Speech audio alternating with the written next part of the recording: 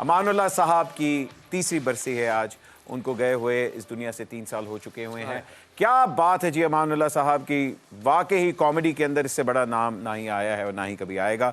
उनका करियर अगर आप देखें, इम्प्रोव किंग थे वो, उन्होंने अपना करियर बहुत ही हम्बल बिगिनिंग्स थी, लेकिन जहां थिएटर और इम्प्रोव की हम बात करते हैं, अमानुल्लाह से बड़ा नाम आज तक पाकिस्तान में नहीं आया। अमानुल्लाह साहब के साथ आपने भी काम किया हुआ है और बहुत लोगों ने उनके वाकयात, उनके साथ बड़े मोमेंट्स हैं।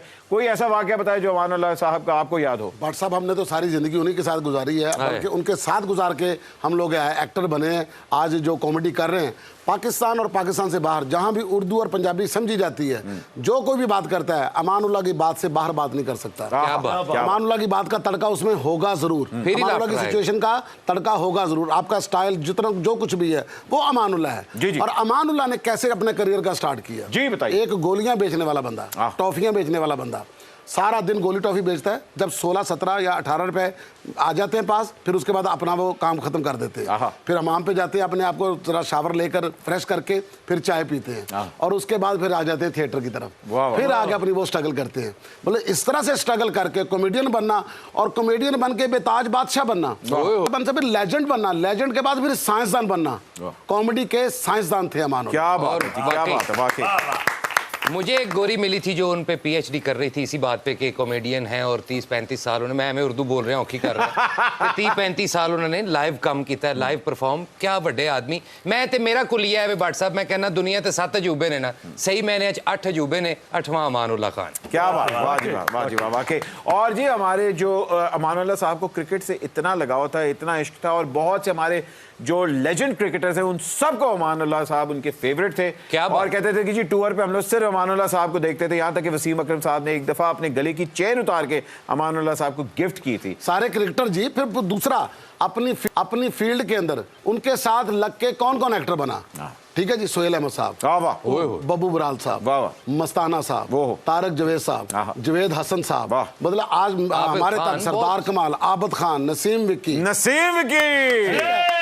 तो सबके हाथ खड़े किए। वो वाहद आदमी थे जो बुलंदी के ऊपर खड़े थे, जो फन की बुलंदी होती है उसके ऊपर खड़े थे, और बाकी सारे पस्तियों में थे। एक एक करके हाथ पकड़ा, ऊपर लेकर आए और फिर उनके साथ लड़ाई की और उनको मौका दिया कि मुझे नीचे गिराओ। जब वो नहीं गिरा सके फिर उन सबका हाथ खड़ा किया। क्या बात है जी, क्या बात है। वो क्लिप मुझे याद है विक्की भाई, उस वक्त आप बिल्कुल ऐसे अंडे से नया निकला होता, बिल्कुल आप वैसे थे। और बीच में अमान साहब ने उतार के वो कपड़ा रखा है कि आओ अब आओ। मैं 16 बरस की ड्रामा होते 4 ही वजन गए यार। अमान साहब, मैंने भी ये शर्फ हासिल है मुझे कि मैंने भी उनके साथ आखिरी दिनों में काम किया है। लेकिन इस्लामाबाद पुलिस कहती 4 बजे तो पहले गिरफ्तार करना है। वो असली नू, इसलिए मैं असली नहीं। ऐसे ले भी अमरानुल्लाह है अभी। मुशी भाई हमारे साथ है, मुशी भाई की भी अमानुल्लाह साहब। मुशी भाई, आपका कोई इस तरह का वाकया या कोई इस तरह की फेवरेट मेमोरी हो अमानुल्लाह साहब के साथ? वो अल्लाह उनको उनके जन्नतुल फिरदौस में आला मकाम अता फरमाए। हम बड़े ड्रामे देखा करते थे उनके अलहमरा में, और वो ओपन थिएटर में जाके जब हम नए पाकिस्तान टीम में आए थे तो मैं, वसीम भाई और आके वकार, हम सारे जाके ड्रामे देखा करते थे।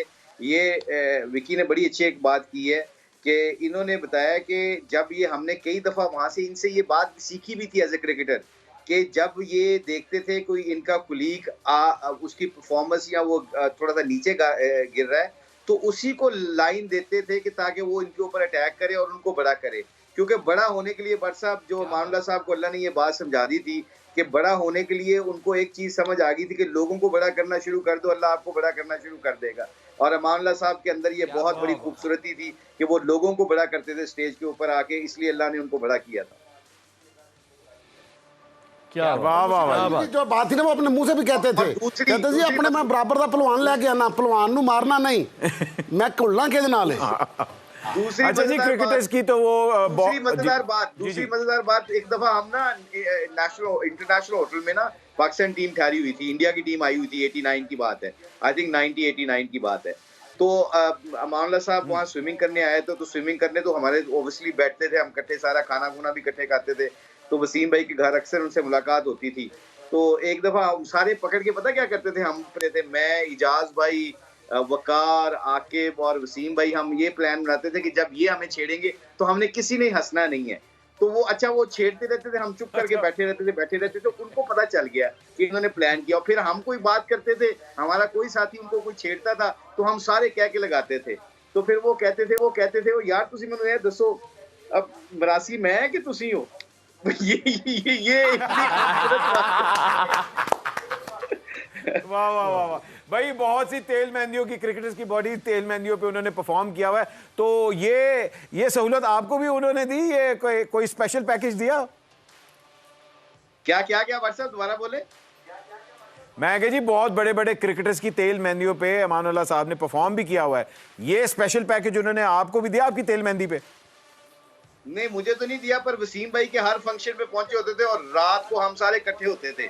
और ये उन्होंने काफी क्रिकेटर्स के शादियों पे आते थे, इजाज भाई की शादी पे आए।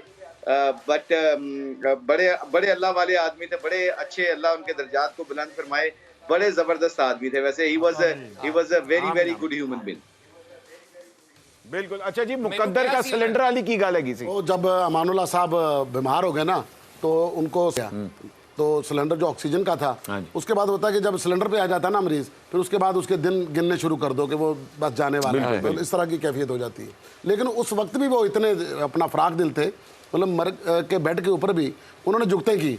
तो आ रहे थे, उन्होंने सिलेंडर लगा हुआ है, तो मुंडा लैके आ रहा है, कहते खान साहब किस तरह तबीयत है? कहते बस पुत्र की तबीयत होनी है, अब देखो मुकद्दर का सिलेंडर लग गया। मैं जी कहते इससे बड़ी खूबसूरत बात और क्या होगी कि अल्लाह हंसते हंसते लेके जाए। जी बिल्कुल। इतने बड़े फनकार सन इमान अल्लाह साहब, भाई मेरी भी दुआ है कि मैं भी एक मुजरम नूं फड़ लवां, मैं भी वड्डा अफसर बन जावां। अच्छा भाई दी आवाज तो लगता है इन्हू कुलियां च लैके जाएगा किते, लगता सुक्किया गोश्त खवाएगा उन्होंने उत्थे ले जाके कह के चल मेरे नाल ऐटमा कर।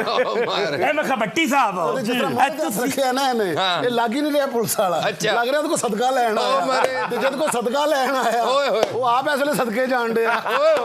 भांडो तुम्हारे बदले ये मुझसे लेगा। अच्छा रज के सदका दियो जनाब, जमान पर ते विकदा जे। नाले जिड्डा टका के तुसी भंड के अंदर भंड पला के नु कहंदे ने जेड़ा बहुता बोले, ਤੁਹਾਡੇ ਤੋਂ ਜ਼ਿਆਦਾ ਕੌਣ ਬੋਲਦਾ? मर भी पांडो मेरा जीवन भी संवारो, नहीं तो देख लो अपनी आखिरत संवारो। क्या कहने? मैं क्या अपनी तकरीर देख लो मनारे पाकिस्तान वाली। ओए ओने ओने नहीं आजकल ते आवाज़दार होए ने, अच्छा अपनी तकरीर दोबारा सुन के कह रहे हैं की बोली जान दे। अच्छा जी, इस्लामाबाद पुलिस में कुछ लिख के लाई हुई थी। हाँ जी, लेकिन भट्टी साहब ने कर दे, भट्टी साहब ए खान साहब नु फदना है, लाइव बैठे हो, खान साहब नु आखो सानू पकड़ाई दे देवेन। इस वक्त मैं ओए इमरान खान, शाबाश है। ओए इमरान खान, ओए कहाँ छुप बैठे हो? ओ बाहर निकलो, अब पुलिस तुम्हारा वेट कर रही है। शाबाश है इमरान, अब टांग टूट रही हो तुमने, बाहर किया हुआ। देखो ठीक है, अब बाहर निकलो। भट्टी साहब जिस वेले असीं फड़ लेवना ना मुजरम नु, मोड़ आखना है आज तेरी होई पकड़ाई वे, हर पासे पई दुहाई वे, चन्ना सुन के खबरां तेरियां वरदी अज मैं पाई वे, ढोलना ना सता